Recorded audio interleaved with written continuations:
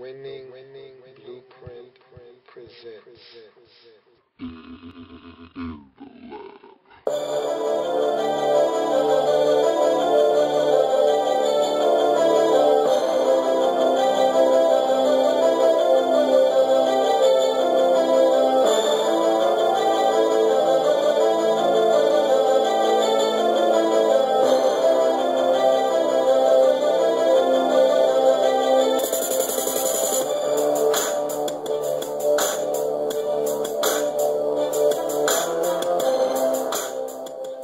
In the lab room. Fresh off of the Christmas holiday. I feel good. It was a great time. I enjoyed my family members. Everyone was happy. We ate, we laughed, we shared each other's company. It was a great time. Hope you had a great Christmas day. Welcome to the program. You're in the lab room. I'm your host, Lou. Thank you for joining me. And it's Wednesday, Soul Survivor Day in the lab room, and this is the last week. If you've made it this far in your survivor pool, you deserve to win. I mean, this is the last week. Survivor pools don't last this long. They're over 6 weeks ago. They're over 5 weeks ago. They don't make it to week 17. Have never been in one that made it to week 17. Have never seen one that made it to week 17. But they do exist. People do make it to week 17. And so, I'm here to help out if you've made it this far. Now, look, you might not have the same teams available to you and at your disposal like I do. Like, I've got an easy one again this week. I've had teams in my back pocket that I haven't used all season long because I've went the smart route. Again, when you do survivor pools, it's checkers and chess. Not just one or the other. It's both. You have to be able to play right now, and you have to be able to play 4 moves ahead. And I've been doing that all season long, and I've been trying to tell you guys that all season long that, look, you can't just play for this week. You have to play for later on, too. When the other players in the survivor pool are starting to bog down and they have to reach and grab at straws, at teams that aren't very good because they've used up some of the good teams needlessly and senselessly, and you still have a Patriots in your back pocket, you still have a 49ers in your back pocket, and they don't. What a luxury that is when you make the smart pick. This one might seem like a slam dunk, no-brainer, but there's also another game on the slate that is probably one that you can choose, win the game, and not select a team that you can have later as a get-out-of-jail-free card. And so that's what I've been trying to instill in you all season long. The fact that you don't have to select good teams all the time to win in this thing. Sometimes you got to go out on a limb and make risky choices, but it's all for the best. And so I'll give you another tip. I don't like giving away all my tips, but I'll give you another tip. Let's first, though, get into week 17 and who the sole survivor will be, and I'll give you a tip on the other side of this. Everyone can pick, but only one can win. Are you the Soul Survivor? All right, this is a tip that I don't tell to many people. I don't give this away often because I play in survivor pools myself. And so I'm going to give you a tip, though. I'm not going to be greedy. I think that when you have an abundance of wealth, as I in this case do in terms of knowledge of these things, I feel like it's best to share it with others. Nothing is better than someone that has a lot of something and it shares with everyone else. And so that's what I'm here to do. It's not about what I can do for myself, it's what I can do for you. And so I'm going to give you a tip about survivor pools. And listen to me clearly because I'm not going to repeat it again. At the beginning of a survivor pool, and many of you might know this, I might not be telling you anything that you don't already know. Maybe you get it. Maybe you got it. But for those of you who don't, or for those of you who just want to listen, at the beginning of a survivor pool, the key is you're looking for winners. You're searching out who the good teams in the league are, and that's the toughest time. That's when the most people get clipped, because at the beginning of a season, you're going off of what you saw last season. So because the Saints were a good team in 2011, you assume that the Saints are going to be the same team in 2012, and they come out and they start 0-4. So you can get clipped just like that. So you're looking for winners. You're looking for good teams. So you're looking for teams that can win you ball games. And that's basically what you need to do for the first 6, maybe 7 weeks of the season. By then, you should have already figured out who are the good teams. So now you don't need to be searching around for who are the good teams. You pretty much know, all right, these are a handful of good teams right here. Now, have you used them all? You need to figure that out. If you haven't, you need to start looking at matchups. Once you get to week 10 and 11, from that point on, you need to be searching out losers, not winners. At this point, you're not looking for winners anymore. You're looking for losers. Who are my bad teams? Who are my Jacksonville Jaguars? My Arizona Cardinals? Who are these teams? Who are my Oakland Raiders? Where are these teams at? Where do they exist? How can I get a win? Where are my Detroit Lions? You have to find these teams and you chase them around. Once you get to week 11, 12, 13, and further, you start chasing around bad teams. You don't start looking for winners. You start finding and sorting out losers. You find losers like Jacksonville, like Arizona, and you pick the team that they're playing against, especially if that team is any good and they're at home. If Arizona's at home, if Jacksonville's at home, then you need to be cautious. Because you just never know when they'll win a game like they did against Detroit. Arizona beat Detroit just a week ago at home, got a few turnovers, won the game. You need to be careful. Of course, those were two bad teams. You wouldn't pick that game. That didn't make any sense. But when you get Arizona traveling to Seattle, there you have it. You could have followed Arizona around for the last 6 or 7 weeks and got a winner every week. They've been that bad of late. We were on Cards watch for 9 straight weeks because the Cards had lost 9 straight games. If you would have followed the Cards around for 9 weeks, you could have won yourself 5 or 6 games in that period.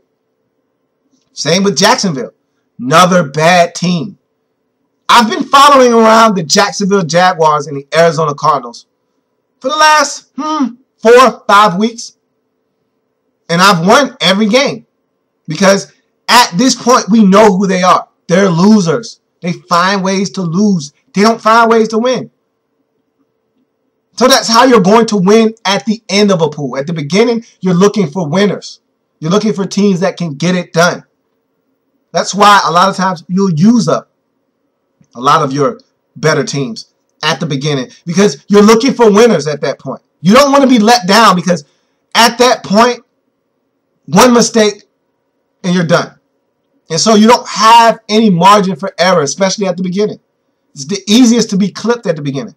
One false step and you step on a booby trap and you're done.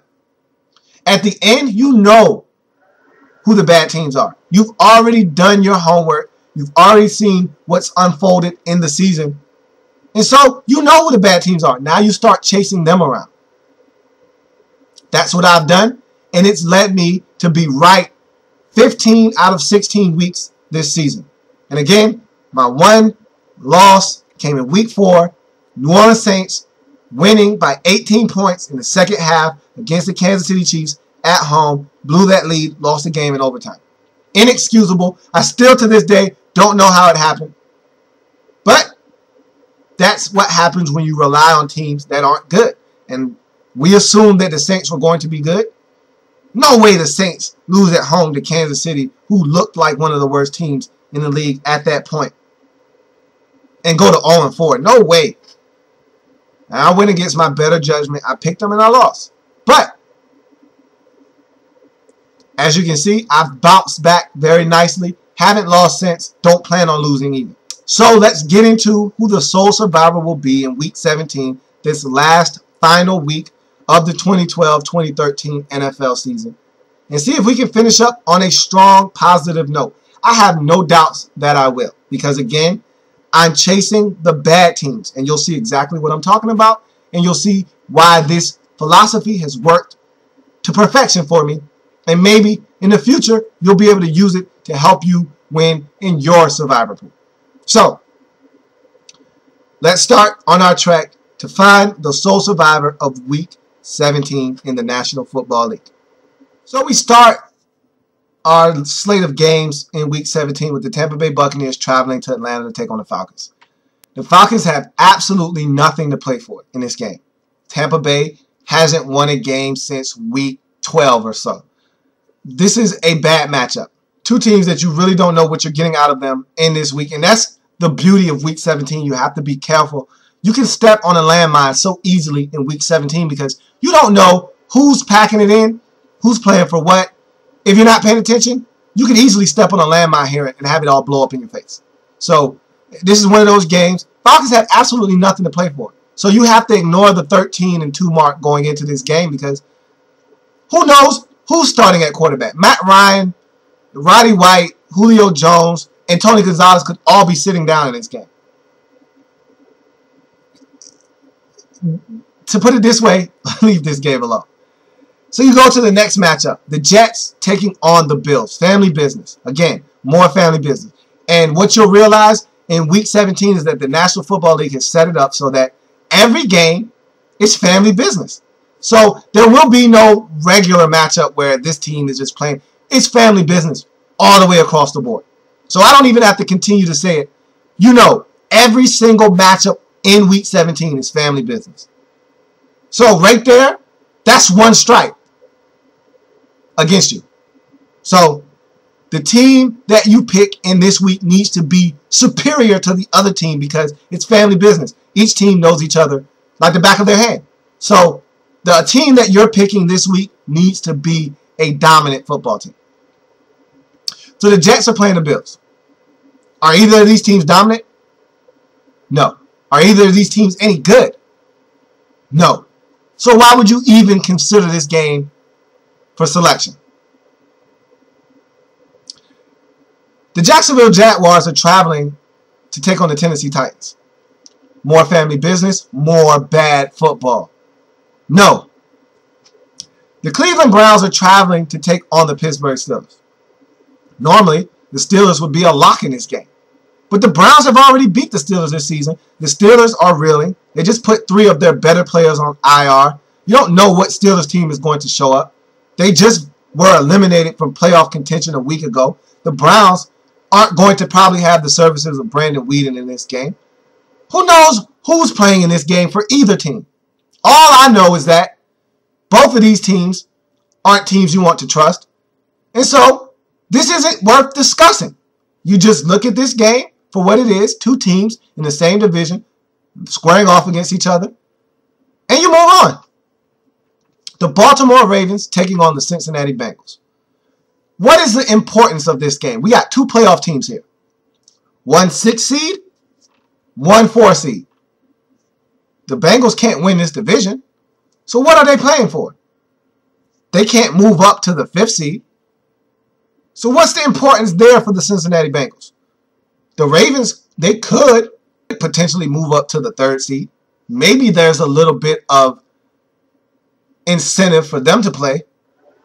But are they? Is it that important to them? Will they put Ray Lewis on the field? Probably not. If Ed Reed has a sore ankle, will he play? Probably not. Because, again, why would I want to win when if I stay at the 4 slot, if I'm the Ravens, I get the Indianapolis Colts. I want to play the Indianapolis Colts. I want a rookie quarterback in Andrew Luck. So, again, another game where you don't need to even go near this game because it makes absolutely no sense for you to pick it because you don't know what's going to happen. You don't know what the mental state of either team in this game is, so you leave this game where it is and continue on. Chicago Bears traveling to Detroit to take on the Lions. anytime you get a team, as in this case, the Chicago Bears, who can't score points, you can't trust them to do anything. When you don't score points, you let teams who aren't good hang in ball games and have a chance to win, as the case in this game. The Lions can win this game for the simple fact that the Bears don't score points offensively. Now, if the Lions do what they've done all season, which is fail to score in the red zone, turn it over, and implode, they'll lose this game anyway.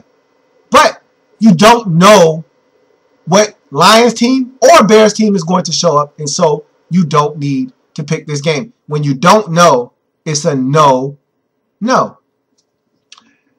Houston Texans traveling to Indianapolis to take on the Colts.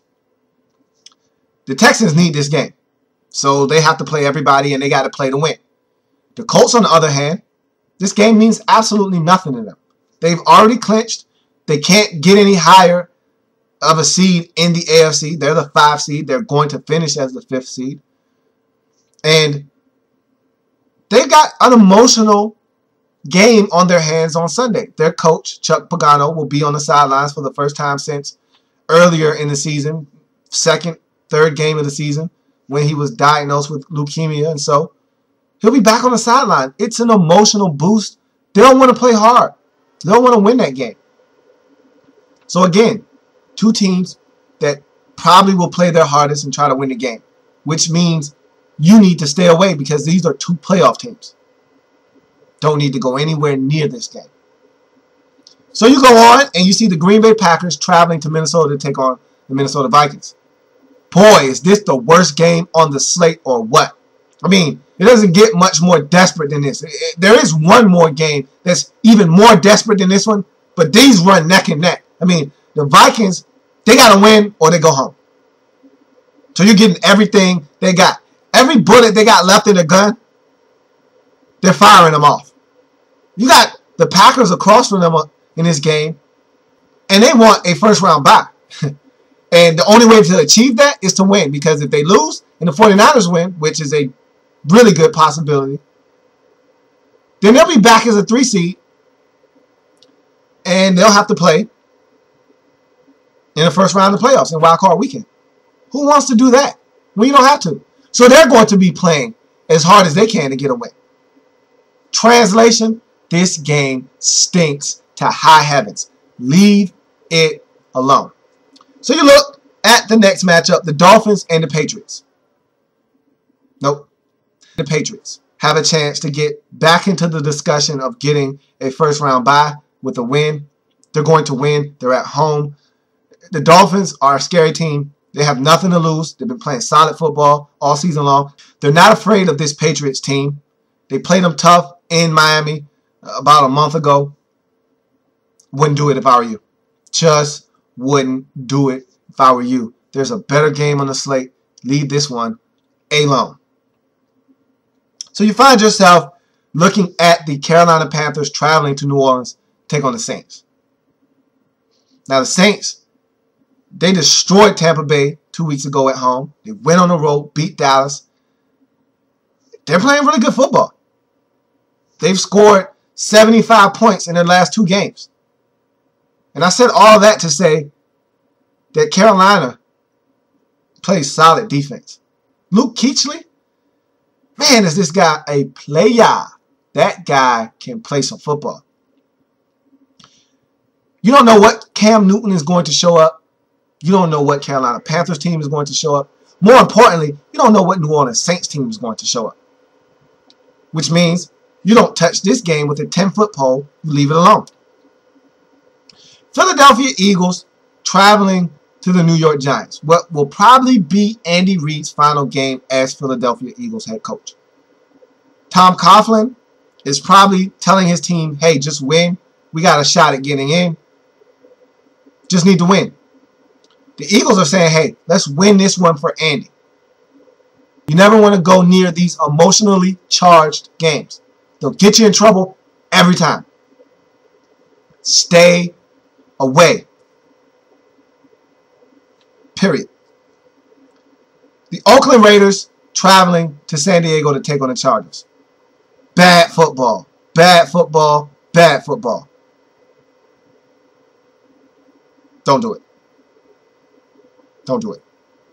Wouldn't be smart. Kansas City Chiefs at the Denver Broncos. If you got the Broncos still available, and I don't know how you would, but if you do, there you go. Have at it. I will sign off on that one all day long. That is an absolute winner right there. Now, I don't have them available. I've already selected Denver a long time ago. So, that's not available to me. But if you have that option, by all means, please take it. Run with it. They are going to win that game. This game means a lot to them. And they're much better than the Kansas City Chiefs. And they're at home. I mean, it doesn't get much better than that. But I continue on because I have a game in mind that I know is an absolute slam dunk winner. And I haven't selected this team, so I have this get out of jail free card and I'm going to use it. So we continue on. And what do you know? The Arizona Cardinals are traveling to San Francisco to take on the 49ers. Voila! Here's my get out of jail free card. This is your winner for week 17. Soul Survivor right here. Ding, ding, ding, ding, ding, ding, ding, ding, ding, ding, ding, ding, ding. The Arizona Cardinals are horrendous. Their quarterback situation, one of the worst in the league. Hands down, no discussion. They can't get out of their own way. To think that they would travel to San Francisco and beat the potential division winners who have everything riding on this game, because they lose this game, not only do they not have a shot at getting that first round bye from the Packers, who, if they lose and the 49ers win, the 49ers would be the second seed in the NFC and get that first round bye.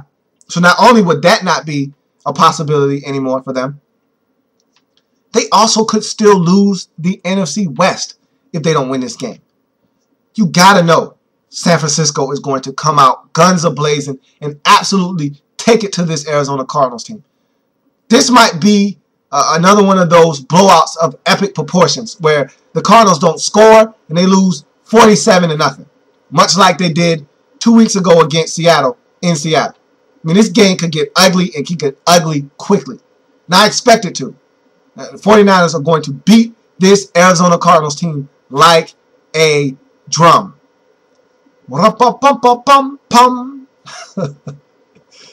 So, that is my Soul Survivor pick for Week 17. There's no denying it. That's an absolute winner. Now, the Denver game is a winner. This game is a winner. But I'll continue on just so you know that you can't get any better than those two games right there. St. Louis Rams traveling to Seattle to take on the Seahawks. St. Louis has been playing solid football. Now, don't think for 1 second that I believe that they can go into Seattle and do something that no other team has done all season. Win in Seattle. Don't see them doing it. However, Seattle is a solid team. The Rams are a solid team. Seattle has been playing really good football of late. Seattle has been playing okay football of late. You just never know when it's family business. Two solid teams. You just don't know. You just don't know. The last time Russell Wilson had a stinker was against this same St. Louis Rams team. Who knows? Maybe the Rams just know something about Russell Wilson that no one else does. Maybe they can get pressure on him like no one else can and force him into mistakes like he did in St. Louis. So, leave this game alone. And finally, we arrive at Sunday night, the premier matchup of Week 17. For all the marbles in the NFC East, the Dallas Cowboys travel to Washington to take on the Washington Redskins for the division crown in the NFC. That right there tells you that this isn't a game that you should even be thinking about selecting. This is the game that by far is the worst selection of the week. If Packers versus Vikings is 1A, this game is 1B. You don't select it. This game is an absolute no-go. Nothing else to talk about. And so there you have it. You've got 2 games that are absolute no-doubters. Now, are those teams available to you? Probably not. If you didn't play it the right way, you don't have these teams available, either one of them. But if you listen to me, you'd have at least one get-out-of-jail-free card. Mine happens to be the San Francisco 49ers. Haven't used them all season long. And so, I got one right here that I can use, and I'm going to use it.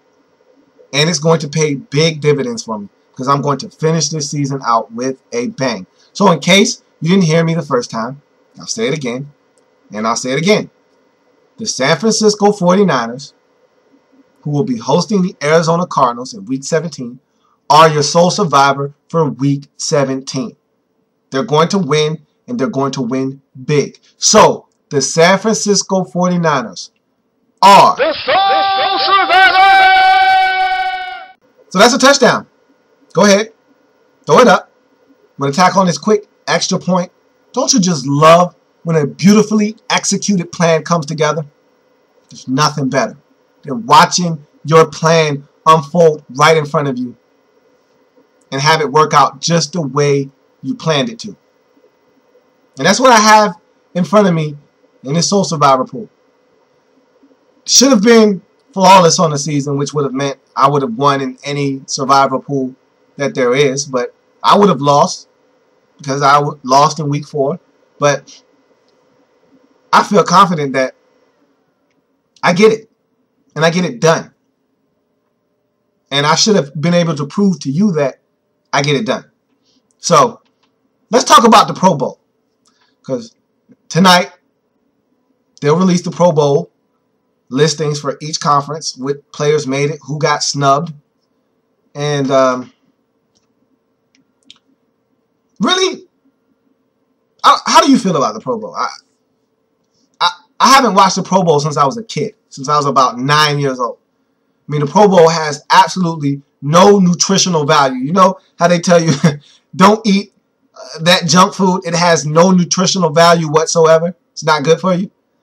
That's the way the Pro Bowl is. No nutritional value whatsoever to the Pro Bowl. Watching it does absolutely nothing for your NFL IQ. However, if you are a player, making the Pro Bowl should mean something to you. When you want to get into the Hall of Fame, they look at that kind of thing. They look at how many times you've been to the Pro Bowl. Were you a dominant player at your position? And guess what is a huge telling sign of that? How many Pro Bowl appearances you have made. Now look, once you get in a number of times, you're a shoo-in. Because fans, most of them, don't actually know what you're doing throughout the course of the season. Because your name is Champ Bailey, and I know you were good the last 5 years, I'm just going to assume that you were good again. Click your name, and there you have it. You have my vote for the Pro Bowl. Now, of course, it's not just all fans driven. Coaches and players all have their say.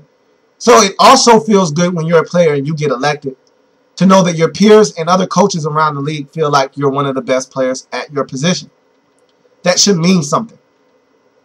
And that's why they can't do away with the Pro Bowl altogether. Now, the game itself, hey, I'm all for you getting rid of it. I don't have a problem with it existing because there's guys like a Lorenzo Alexander, who I think that's on the Redskins roster. He needs to go. I mean, he's been the best special teams player in the National Football League, hands down. There's no argument. If you want to argue with me, you're fine to do so. I'll argue with you all day. You're wrong, though. I'm telling you right now, Lorenzo Alexander has by far been the best special teams player in the National Football League, and he deserves to go to Hawaii. And I'm pretty sure he's never been before. His wife and his kids have probably never been before. Who doesn't want a free trip to Hawaii? And that's why I don't mind them still playing that game, because guys deserve to be able to take their families, all expenses paid, to Hawaii. Why not? You've earned the right. Now, a guy like Tom Brady, Peyton Manning, who've been 8, 9, 10, 12, 15 times, what's it to them? They've been several times. They don't want to go. They just want to go home and rest. I get it. But for the guy who's never been before, for the guy who's worked his whole career to get there, man, this game is awesome for them. So I have mixed emotions about the Pro Bowl. Some guys are going to get snubbed and jerked around and not make it that should make it. Don't know who they're going to be. But every year, it's just like the NCAA tournament for college basketball. There's going to be a discussion of who should have been in, who should have been out, who you would take out, who you would put in. It's all irrelevant. Really, 6 guys are going to decide that they don't want to go. Alternates will step in, and so people will make it that shouldn't make it or should make it, and so it'll all even itself out in the end. It's crazy because last year, I think might have been the worst year. I think it was like 6 third-team alternates going to the Pro Bowl. At that point, it's ridiculous, and that's why I see why they want to get rid of the game, because that right there is the definition of no nutritional value. When a guy that was the 3rd alternate to make the Pro Bowl is playing in the game, you now have a team full of guys who aren't Pro Bowlers. Really.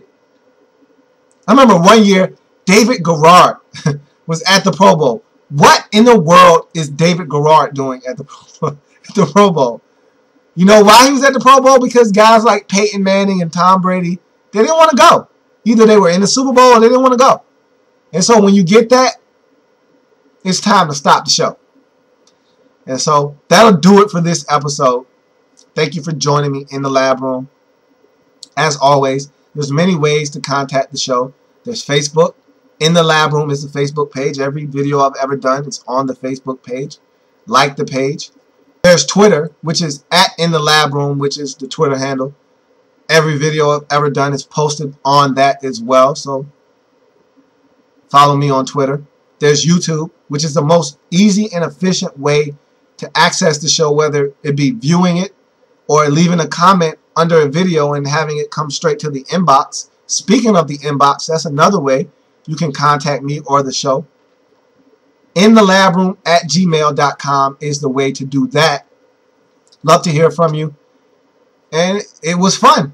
This segment has been fun. Probably the most fun I've had all season, because I get to be right every week, and I get to tell you that these aren't good games and this one is, and I get to be right. And who doesn't like to be right? You can be as modest as you like. That's fine. I like being right.